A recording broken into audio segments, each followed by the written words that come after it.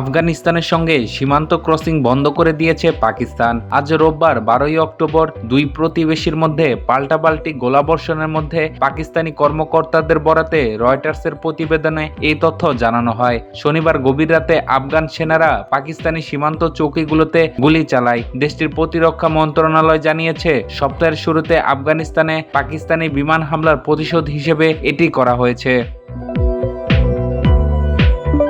পাকিস্তান জানিয়েছে তারা বন্দুক ও কামানের গোলাবর্ষণের জবাব দিয়েছে। নিরাপত্তা কর্মকর্তারা বলেন, প্রতিশোধমূলক আক্রমণের বেশ কয়েকটি আফগান সীমান্ত চৌকি ধ্বংস করা হয়েছে। ইসলামাবাদের কর্মকর্তারাও আরও জানিয়েছেন, আজ রোববার সকালে গোলাগুলির বেশিরভাগ এলাকায় শেষ হয়ে গিয়েছে। তবে স্থানীয় কর্মকর্তা এবং বাসিন্দাদের মতে পাকিস্তানের কুররাম এলাকায় মাঝে মধ্যে গোলাগুলি অব্যাহত রয়েছে।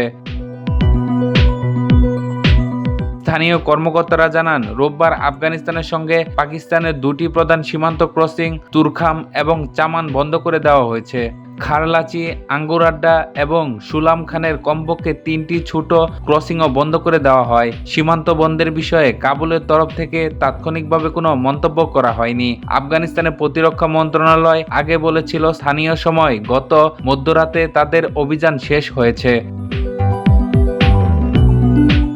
তালেবান প্রশাসনের মুখপাত্র জাবিউল্লাহ মুজাহিদ আজ বলেন, আফগানিস্তানের ভূখণ্ডে কোনো অংশে কোনো ধরনের হুমকি নেই। স্থল বিশিষ্ট আফগানিস্তানের সঙ্গে পাকিস্তানের 2600 কিলোমিটার দীর্ঘ সীমান্ত রয়েছে। ইসলামাবাদ তালেবান প্রশাসনকে পাকিস্তান আক্রমণকারী সশস্ত্র গোষ্ঠীকে আশ্রয় দেওয়ার অভিযোগ করে, যদিও কাবুল এই অভিযোগ অস্বীকার করে আসছে।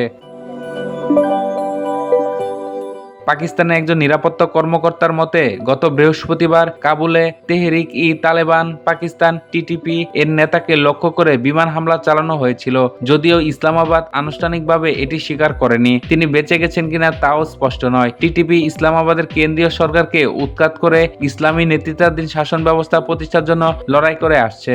আফগান তালেবানদের সঙ্গে তাদের ঘনিষ্ঠ সম্পর্ক রয়েছে।